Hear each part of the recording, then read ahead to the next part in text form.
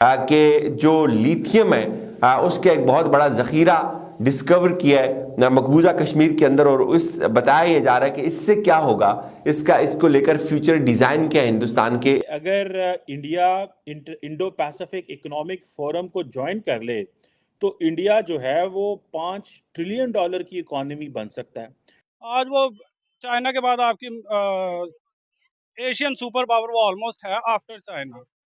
वो जो कुछ कर रहे हैं वो डिजर्व करते हैं। भारत ने उनको बता दिया कि we are the better partner.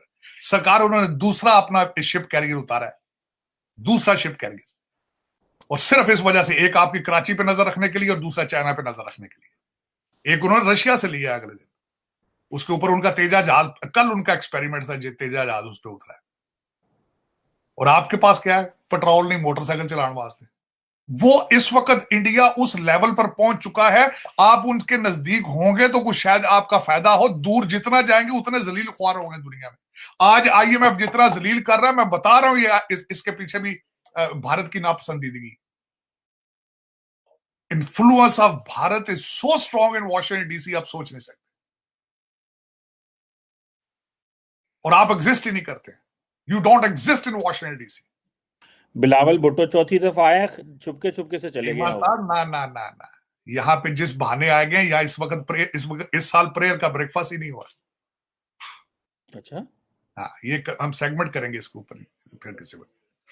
लेकिन ये कि चीमा साहब ये आए, वो लोग बिलावल साहब के बारे में तो कहते हैं वो पाकिस्तान दौरे पे आते हैं, तो ठीक है, होना भी चाहिए, की फर्क पैदा है, मां प्यो का पैसा ही पड़ा, की फर्क पैदा। अंग्रेजी बंदा वाल बोल लेंदा होवे और टिकट शिकट भी ला सकता हो, लोगों के लिए क्या देते हैं, टिकट हम अपनी जेब से लेते हैं। और यार तो वहां पे फॉरेन ऑफिस किसने चलाना है भाई? You are a foreign minister of Pakistan, it doesn't matter कि आप you are buying your own ticket and you are going on a world, आप इब्ने बतूता बन गए जाके कि मैं वर्ल्ड डिस्कवर करनी है, इस तरह नहीं होता। आपका वहां रहना जरूरी है, you have to stay there. आपका सूबा वो सबसे बड़ा सूबा है जिसमें सबसे ज्यादा फ्लड ने तबाही फेरी वहां पे। वो कह रहे बाहर जाऊंगा तो पैसे लेके आऊंगा ना। कितने लेकर आए ये भी पूछना चाहूंगा मैं कि आपने कुछ जब से आए हैं को 75,000 दौरा किया है, $75 नहीं किसी ने आपको दिए अभी तक। चीमा साहब, आप दुनिया, वो कहते हैं वो दिन गए जब खलील मियां फाख्ता उड़ाया करते थे भाई। वो दिन गए जब अफगानिस्तान में आपने कंटेनरों में से डॉलर उड़ाए, आपने याशियां की तो कोठियां खरीदी तो इधर पैलेस बनाए, वो दिन गए। अब बाइडेन ने अब आपको कुछ करना पड़ेगा भाई। इस दफा तो बाइडेन ने state of the union address में अफगानिस्तान का जिक्र भी नहीं किया। जरूरत जिथों जलील हो के आवे बंदा उथों दी गल करदा, जुतियां खा के आए तो अफगानिस्तान तो गल करदे ने, वो तो बल्कि गल करदा होवे मुंह परा कर लेंदे। अमेरिका जितना डीमोरलाइज अफगानिस्तान से होके आया वो नाम लेते हैं, उनके अगले 4 से दूर नहीं नाम लेंगे। उन्होंने जो अफगानिस्तान नक्शे से खत्म कर दिया होगा, सामने पता नहीं अफगानिस्तान हु व्हाट तो वो अफगानिस्तान, दे आर नॉट, उनका सिर्फ और सिर्फ उस रीजन के अंदर 2 चीजें उनकी रह चुकी।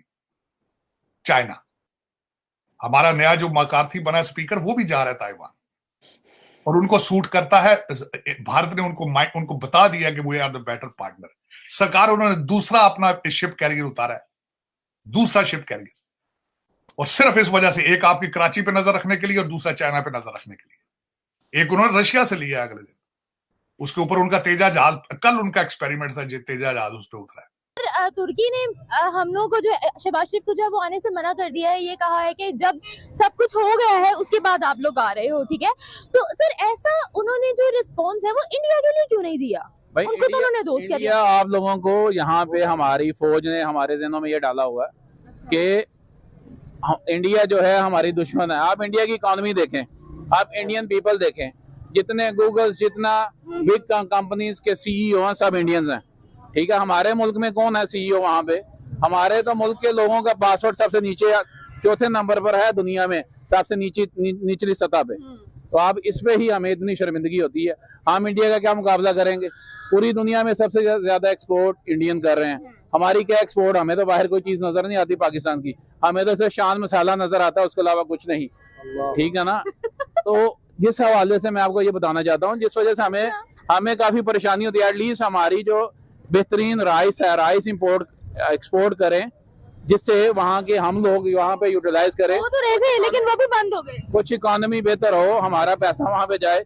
अब उनकी $1 बिलियन की इकोनॉमी है इंडिया की, और हमारी देखें इंपोर्ट $1 बिलियन की भी, वो हम इसको एक्सपोर्ट नहीं कर पाते। दोस्तों, जम्मू कश्मीर में जो लिथियम के भंडार मिले हैं वे लगभग 5.5 मिलियन टन हैं, जो भारत को दूसरे सबसे बड़े भंडार के रूप में देश में स्थापित कर देंगे।